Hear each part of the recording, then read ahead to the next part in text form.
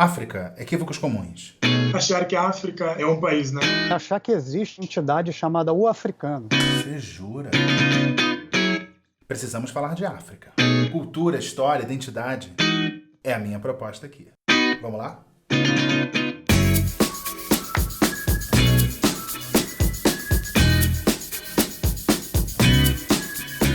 Coluna do Garrone de volta, gente, tudo bem? Já se inscreveu no canal? Tá crescendo aos poucos, mas pode ser mais rápido. Espalhe a palavra aí em nome de Darwin, pode ser? Dá aquele like esperto que eu, além da minha mãe e do meu cachorro, vamos adorar e agradecer. Gente, hoje é daquelas colunas especiais, porque eu vou exibir aqui duas entrevistas que eu gravei antes da pandemia. Acabei não botando no ar antes, porque a questão da pandemia acabou dominando a pauta, mas acho que agora, mais do que nunca, cabe falar do assunto, e o assunto é África. E a África volta à pauta por causa do Chadwick Boseman, que ele virou um símbolo do empoderamento dos negros, né? Eu acho que ele, toda a equipe do Pantera Negra, conseguiram levar para a cultura mainstream o conceito de afrofuturismo, que é muito interessante. Ao contrário das histórias passadas, o Pantera Negra encheu a tela com negros bonitos, inteligentes e complexos, personagens complexos. Na tela, a gente viu referências africanas nas roupas, nas armas, na arquitetura, no sotaque. O Wakanda é um país ficcional na África e virou uma espécie de hub, de combo do continente.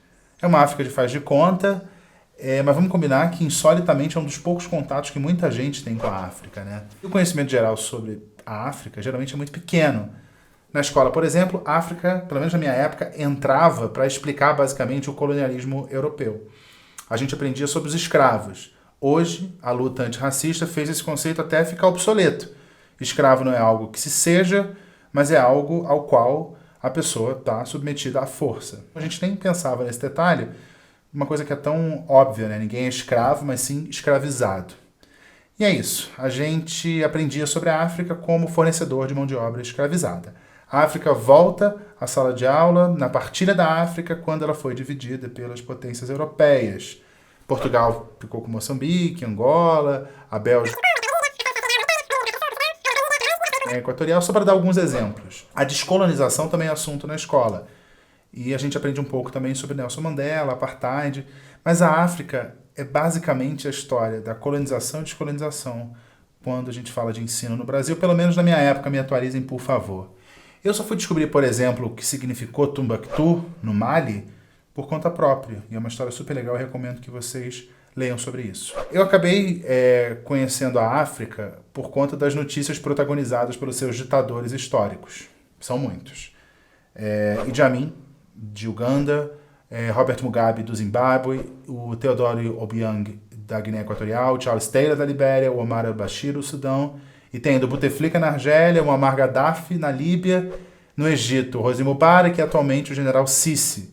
Esses últimos, tecnicamente, são africanos, mas são mais vistos como líderes árabes. O meu malvado favorito é o Muammar Gaddafi. Eu tenho um livro dele aqui, que é o livro verde, que é a inspiração da teoria, da ideologia que acabou virando lá a regra na Líbia. Seria uma democracia direta, sem a mediação das instituições, sem intermediários. Funciona? Não funciona porque ninguém inventou nada melhor do que a democracia participativa, com as instituições, peso e contrapeso, imprensa livre, judiciário independente, essas coisas, né? Na Líbia foi aquela coisa horrorosa, um culto à personalidade, uma personalidade muito louca que montou a estrutura de Estado para servir, satisfazer os caprichos mais bizarros do Muammar Gaddafi. Leiam e se choquem com o Muammar Gaddafi. Me perdi. Editor, me ajuda aí, onde é que eu estava? Você estava dizendo que a imprensa conta a história da África através da história dos seus ditadores. Fica atento, hein? Obrigado. Tem assuntos das últimas décadas que fazem um jornalista e as pessoas que acompanham a notícia construir uma imagem da África. Eu vou listar aqui um bando de tema e aí você vai pensando que imagem vem à sua cabeça. Vamos lá. Genocídio em Ruanda, guerra civil em Serra Leoa, guerra civil na República Democrática do Congo, guerra civil em Angola, guerra civil na Costa do Marfim ou Côte d'Ivoire, como preferir, guerra em Darfur. A falta de governo na Somália desde os anos 90, fome na Somália, fome na Etiópia, primavera árabe no norte da África, desastres naturais, mais recentemente aquele furacão em Moçambique, e tem ainda terrorismo, Boko Haram na Nigéria e o Al-Shabaab na Somália. E tem ainda golpes e mais golpes de estados. Mais uma lembrança, o fim do apartheid e a transição para a democracia na África do Sul, mais recentemente os casos de corrupção dos sucessores ali, dos governos que sucederam Nelson Mandela. Bem, foram as principais notícias das quais eu me lembro, talvez eu tenha esquecido alguma. Mas que ideia veio à sua cabeça quando eu listei esse bando de temas e notícias? Tirando a questão da África do Sul e a Primavera Árabe, são quase todas mais notícias negativas, o que dá a ideia de que a África é um continente perdido. Eu tive a sorte de viajar para a África 4 vezes, para 4 países diferentes, longe de mim querer ser especialista aqui, mas essas 4 visitas me fizeram entender que a visão de África como um monolito é uma loucura. Porque você tem diferenças étnicas, linguísticas, econômicas, você tem os hábitos diferentes, a culinária, o grau de desenvolvimento, tudo isso muda muito de um ponto para outro da África. Tem um episódio que tem a ver com o Brasil que resume um pouco essa ideia simplista que as pessoas têm da África. Foi em 2003, do então presidente Lula, que visitou a Namíbia, no sudoeste da África. Num discurso na capital, ele disse, eu tenho um discurso aqui, cheguei em Windhoek, a capital da Namíbia, não parece que está em um país africano. Poucas cidades do mundo são tão limpas, tão bonitas arquitetonicamente e tem um povo tão extraordinário como tem essa cidade. Claro que gerou um constrangimento para a população local. Olha, o Lula estava certo, né? Eu conheço Windhoek, é um dos lugares mais lindos que eu já vi mesmo, a cidade é linda, super fofa, limpérrima. O problema é dizer que isso não parece com a África. Além de deselegante, é um equívoco. Aqui no Brasil, na imprensa, quando tem uma notícia que envolve um cidadão africano, a manchete sempre diz, né? Um africano isso, um africano aquilo. O país mesmo da pessoa, só lá no 2º ou 3º parágrafo, isso quando tem, e é toda hora isso. Não à toa muita gente acha que a África é um país. Não é uma conclusão minha, é do professor de Relações Internacionais Alexandre dos Santos, da PUC do Rio, um colega meu jornalista lá dos tempos de TV Globo.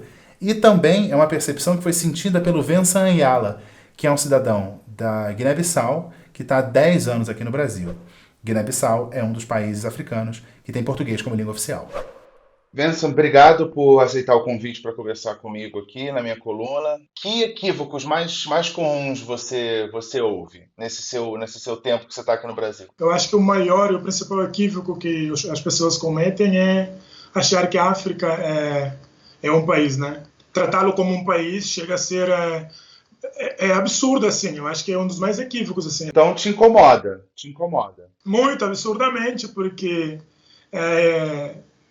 como é possível um continente tão diverso, tão plural, tão gigante, ser confundido com um país? Muitas acham que os africanos vivem nas cabanas, né, todos os dias ao lado dos animais, e que a África também é um continente onde, aliás, voltando, é um país em que se faz muito calor, porque toda hora que você fala que você vem da África, associam a sua tonalidade, a sua pele ao suposto calor do lugar, que é quente, por isso que vocês, por exemplo, são pretos, como se no continente Sol tivessem pessoas pretas também.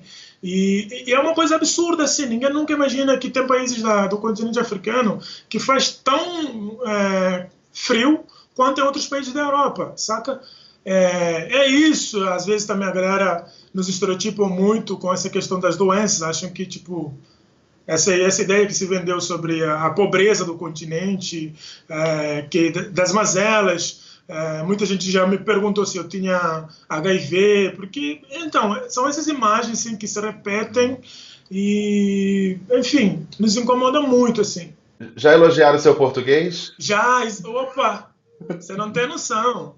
Fala, não, sou da Guiné-Bissau, tô aqui. Nossa, mas seu português é muito bom. Fala, ainda bem, né, porque, poxa... É a sua língua mãe, né?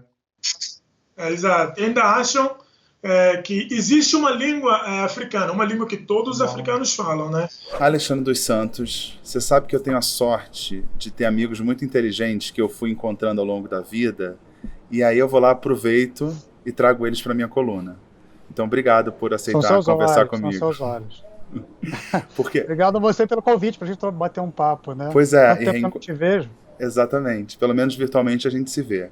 Eu não sei se você é indiscreto aqui, mas eu fui seu estagiário no século XIII ou XIV, eu não lembro direito.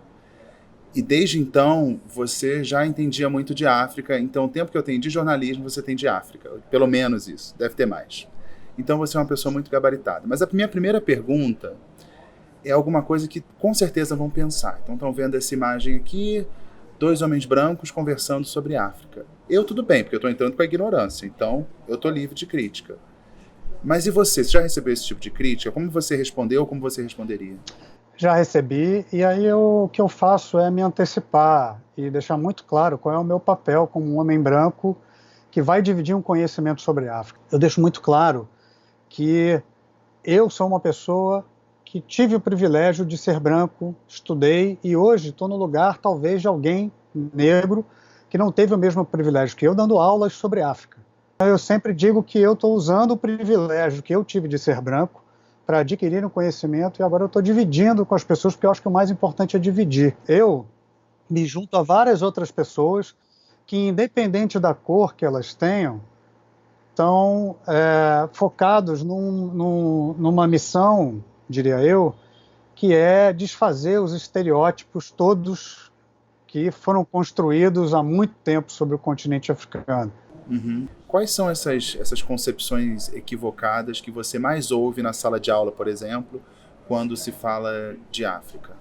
Eu acho que tem duas básicas, né? A primeira é a mais discutida, né? Todo mundo achar que a África é um país, ou se referir à África como um bloco monolítico só, né?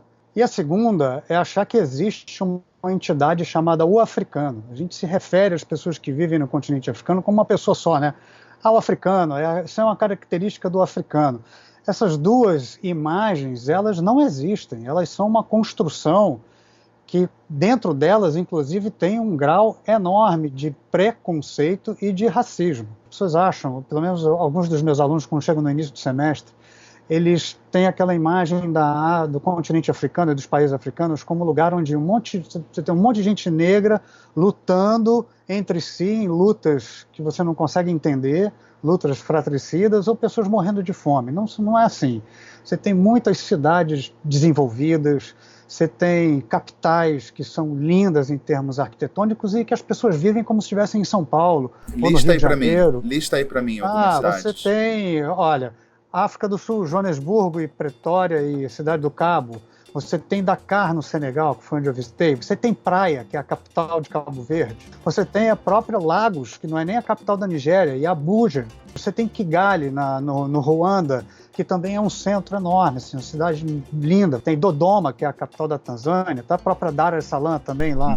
Você tem Nairobi, no Quênia. São cidades lindas, maravilhosas. Vamos falar de Luanda, por exemplo, que é uma cidade também linda, onde a cidade mais cara do continente africano, mas é uma cidade linda. Você tem também Maputo, em Moçambique. Nós, na verdade, somos muito mais parecidos. Os dilemas que nós enfrentamos em termos sociais, econômicos, principalmente em termos políticos, a gente tem muito mais paralelos com o continente africano, principalmente com os países da África Ocidental também, né? Do que a gente acha. A gente geralmente acha que está muito distante do continente africano, mas não está. Agora eu queria falar, para encerrar, que é um tema muito, muito delicado, que aqui no Brasil eu não vejo essa discussão, que é o chamado Complexo do Branco Salvador. Por pensar que a África é um continente assim, com todas as necessidades, pobreza, fome e tal, o branco acha que vai lá e vai salvar. Então você não estudou nada, fala assim, vou para a África, vou ensinar as crianças da África. Você não tem formação para isso, mas a sua mera presença e a sua mera branquitude e o conhecimento parco que você tem sobre algum assunto vai ser o suficiente e já vai ser ótimo. Qual é a sua opinião sobre isso?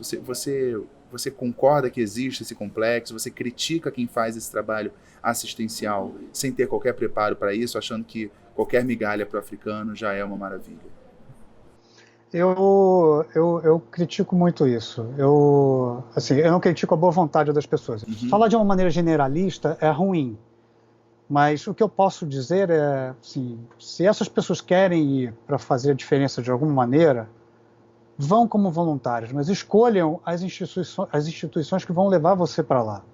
Então, assim, se você não se associar a uma Cruz Vermelha Internacional, aos Médicos Sem Fronteiras, a Oxfam, ou até a um dos organismos da ONU, seja o Unicef né, o Alto Comissariado dos Direitos Humanos, eu acho que você precisa decidir muito bem, ou ver muito bem quem é que vai ser o intermediador do seu contato, quem é que vai te levar. Chegar lá, distribuir um monte de balde, né, fazer um cafuné e depois ir embora, nem sempre é a melhor maneira de você se aproximar dessas pessoas. Você precisa deixar alguma coisa que seja perene para elas. E não chegar lá e aplacar o seu sentimento de culpa de pessoa branca que quer, de alguma maneira, salvar o mundo de alguma forma. British. Well, I'm Scottish. Eu sempre me lembro de um filme chamado O Último Rei da Escócia, que é um garoto que fez medicina. Na hora que ele se forma, ele gira o planisfério, põe o dedo e ele põe o dedo em cima do Uganda. E ele resolve ir para lá justamente na época que o Idi Amin, um ditador sanguinário, estava à frente do governo de Uganda. E ele foi lá querendo salvar o Uganda inteiro, querendo salvar as pessoas todas. E ele, assim, para quem viu o filme vai entender que ele não fez nada disso, assim, mal e porcamente consegue se salvar ao final do filme, mas para quem não viu é uma boa oportunidade de assistir o filme e ver como é que essas expectativas, isso vai se transformando em uma certa frustração de ambos os lados, né?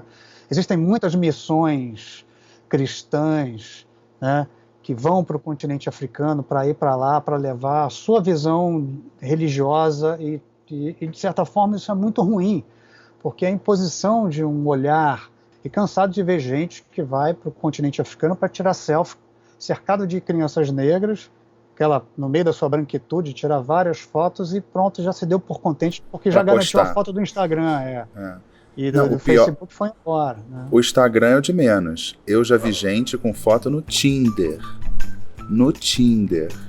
Com criancinhas. Então você, para construir o seu perfil de pessoa desejável na rede social, no Tinder é para conseguir parceiro, seja sexual, seja namoro, você usa aquelas crianças para se mostrar uma pessoa boa. Eu faço trabalho voluntário, eu sou uma pessoa legal, então você merece namorar comigo ou transar comigo. Eu acho assustador. Falando em Branco Salvador, vou sugerir aqui um perfil de humor muito engraçado do Instagram, é o @BarbieSavior. São montagens assim, bem toscas, feitas com bonecas Barbie, que seguem bem aquele perfil de Branco Salvador. Uma pessoa que não entende direito onde está, não tem muita informação, não tem formação, fala um monte de besteira, mas jura que está ajudando pessoas que para ela são inferiores e incapazes. É bem interessante esse perfil também do Instagram, vai dar uma olhada. E você já está há bastante tempo aqui no Brasil, fez universidade aqui no Brasil. O que você vê de África aqui no Brasil? Eu estou aqui já há aproximadamente 10 anos. E, bom, como você disse, eu estudei na Unesp em Assis, e é uma universidade estadual, pública, portanto pública. E eu cheguei lá de pretos, de negros, na faculdade. Na minha sala de 45 alunos, eu acho que tinham 5 ou 6. Não lembro. De professor eu tinha um só. Até nas matérias, até nas disciplinas, histórias, você não vê muito se falar das Áfricas, né? E dos negros próprios, porque acontece um epistemicídio do pensamento filosófico africano, e obviamente isso recai também aos negros aqui no Brasil, que a academia não tem interesse e a gente não sabe assim. A gente não sabe. E mesmo aqueles negros que eram... Tem alguns negros que eram pintados de branco, por exemplo, o Machado de Assis, eu fui saber que ele era negro, tipo, eu acho que no último ano da faculdade, tivemos uma matéria que a gente leu um romance dele, aí a gente foi aprofundando, porque a imagem, na verdade, que aparece do Machado, ela parece branca, ele é muito mais embranquecido do que realmente é de fato.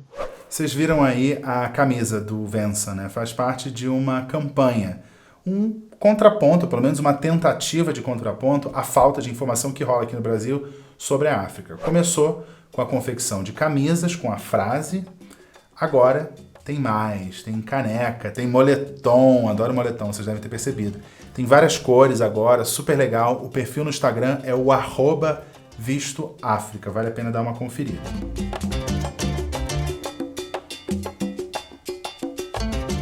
Tudo que se contou sobre o continente era na visão dos outros, né? Do Ocidente, sobre aquele lugar que, no século XIX, por exemplo, era taxado de umas imagens fantasmagóricas, daquele lugar misteriosa, de muitas mazelas. Nós queremos desconstruir essa narrativa e trazer a nossa própria narrativa.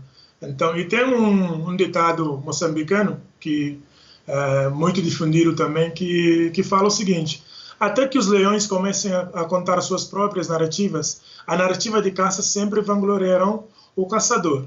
Então agora nós procuramos com esse projeto fazer com que a narrativa seja do caçado e não mais do caçador.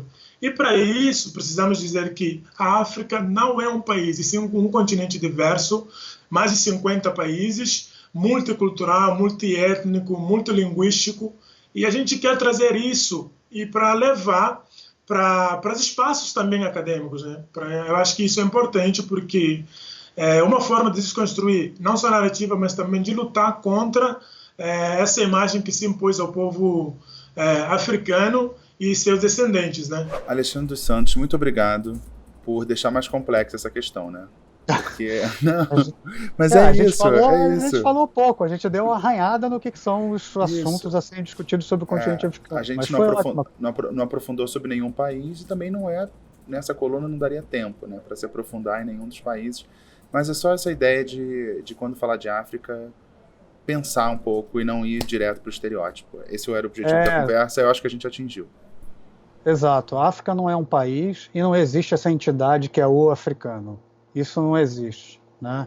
E isso é talvez parte de uma maneira totalmente equivocada com a qual a gente tem contato com o continente africano aqui no Brasil, né? Eu, quando estudei na escola primária, no ensino fundamental, acho que você também e várias pessoas que vão ver a gente tem contato com o negro aqui no Brasil como uma entidade que sai de dentro de um ventre de madeira, que são os navios negreiros, os tumbeiros.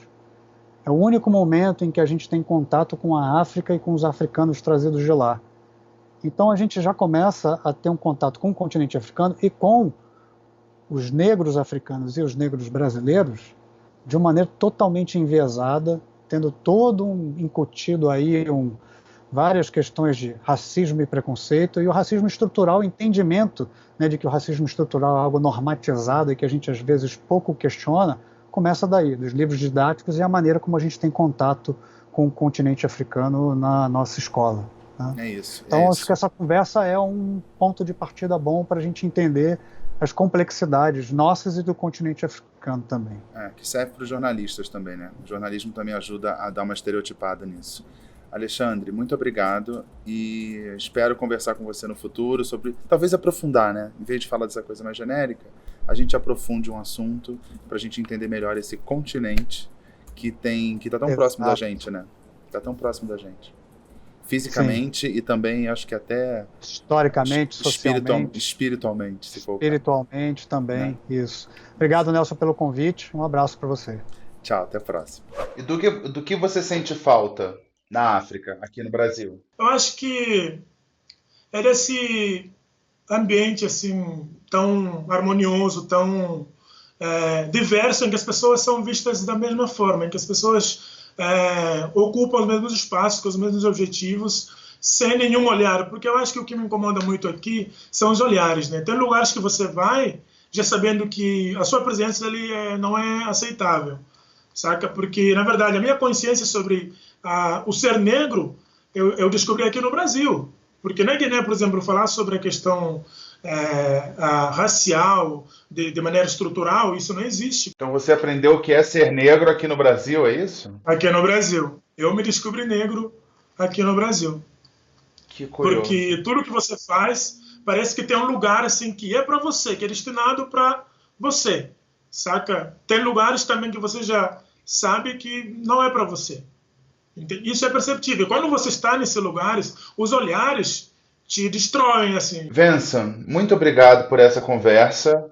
Você sabe que essa sua frase do final, dizer que você aprendeu a ser negro no Brasil, para mim é muito surpreendente e faz a gente refletir aqui sobre as nossas mazelas. Então, muito obrigado. Tchau. Eu que agradeço. Obrigado por ter dado essa oportunidade de levar essa voz e essa causa adiante. Então, estamos juntos. Eu sempre tento fazer uma conclusão no fim das minhas colunas, mas eu acho que o Alexandre e o Vincent, cada um do seu jeito, com a sua experiência e com o seu conhecimento, já conseguiram ali, cada um conseguiu concluir muito bem. O que eu posso fazer aqui é sugerir estudos, né? Vamos estudar mais, todos precisamos estudar mais. Você tem, para acompanhar o diário, assim, você tem as agências de notícias europeias que cobrem bem a África, a britânica BBC cobre bem, os jornais portugueses cobrem bem, mas para fugir dessa visão eurocêntrica, dá para procurar os jornais locais, vá lá das línguas que você entende, você tem em português. Procure também autores locais, literatura. Eu gosto de literatura? Eu sou mais daquelas pessoas que curtem não ficção.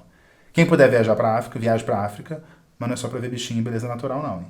Tem uma coisa que eu faço com qualquer assunto sobre o qual eu queira saber mais, que é seguir perfis de pessoas, veículos, instituições ligados a esse assunto, principalmente no Twitter. E eu sigo muito aquele povo chato, sabe, que defende direitos humanos, porque eu acho que você entende muito do país quando você conhece quem esse país oprime. Entendeu? Pela rede social, o assunto meio que vai entrando na sua vida, sabe? Aos poucos, de forma ali homeopática. Não precisa entrar de cabeça no assunto, mesmo porque a gente não tem muito tempo para isso. E aí, lá no perfil do Twitter, você pode ver uma informação, um vídeo, uma foto, qualquer coisa que seja, que já ajuda a fugir do estereótipo. Serve para a África, serve para qualquer lugar. Espero que a dica ajude. Só lembrando, a África não é um país. Vamos lá, mensagem, vamos começar pela Michelle. Ela diz: adoro suas considerações, sempre divertido e conteudista. Gostei disso. Torço pelo canal. Então a torcida, você sabe que na torcida inclui ali, dar um like, seguir o canal e espalhar a palavra, né? Mensagem do Vinícius Preu, ele diz: Garrone, a realidade está uma maluquice. Ele está falando do vídeo da semana passada em que eu falei da Corrida Casa Branca. Ele acha que está uma maluquice. Ele fala: PS, se quiser posso fazer uma ou outra música instrumental e na camaradagem, para colaborar para o canal. Sou produtor. Olha, obrigado. Você sabe que o canal aqui é completamente 0800, não ganho um puto com esse canal. Pela vontade que eu tenho de fazer jornalismo e de bater esse papo aqui com alguma frequência. Vinícius, obrigado pela oferta. Podia ter uma versão acústica dessa música. O que você acha dessa música, que é a música que eu uso lá no início e geralmente no final também? Que eu acho muito legal, a versão acústica. Mensagem para minha mãe da Carol Palombini. A Carol Palombini diz: pede para sua mãe comentar sobre a relação dela com tecnologia, como foi a adaptação ao mundo digital. Minha mãe é da geração Baby Boomer, talvez um pouco mais nova que os Baby Boomers, mas por aí. Então teve uma adaptação à tecnologia digital. Deixa ela responder. Minha mãe responde a pergunta da Carol.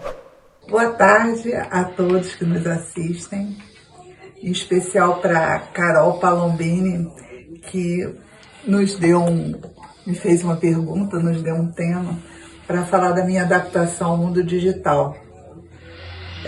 Foi uma adaptação, porque eu não tenho não sou uma pessoa muito interessada, né? Eu faço as coisas que eu tenho que fazer. Se tiver que trabalhar com Word, eu trabalho. Se tiver que mandar mensagem, eu mando. Eu faço esse básico: comprar na internet, falar com os amigos, o Zap, uma mídia que todo mundo me diz que está super desatualizada, que é o Facebook. Eu não sei se é verdade, não tem Instagram, mas tem o Face. E é isso, eu vou me comunicando assim. E é isso, Carol.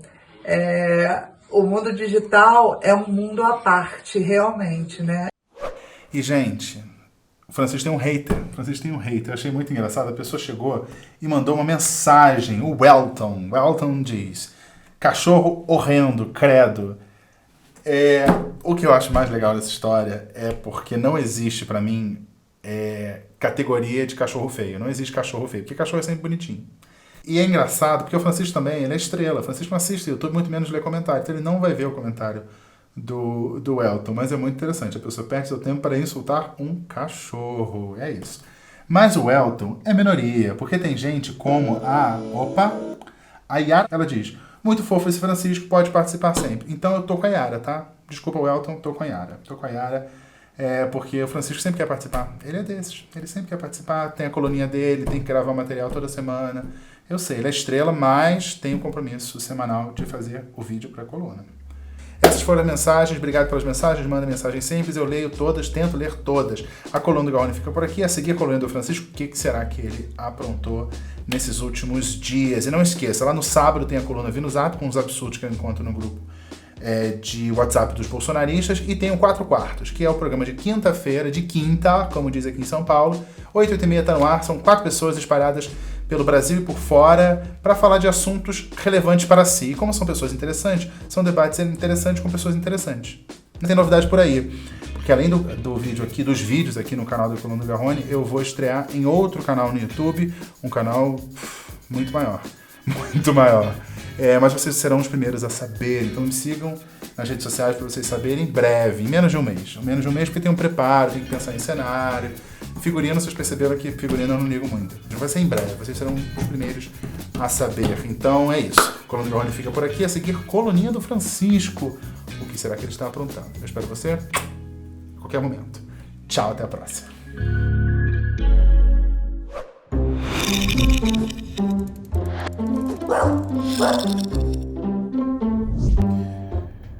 Nessa quarentena, quem não precisa de um solzinho? Não é, Francisco? Ele acha que um pedacinho de sol que tem para poder pegar um sol. Né, Francisco? Como é que tá o solzinho aí? Tá tudo bem? Tá tudo bem com o solzinho? Quer pegar um bronze? Uma vitamina D? Esse é o Francisco, pegando um solzinho aqui. Cachorro de apartamento é assim.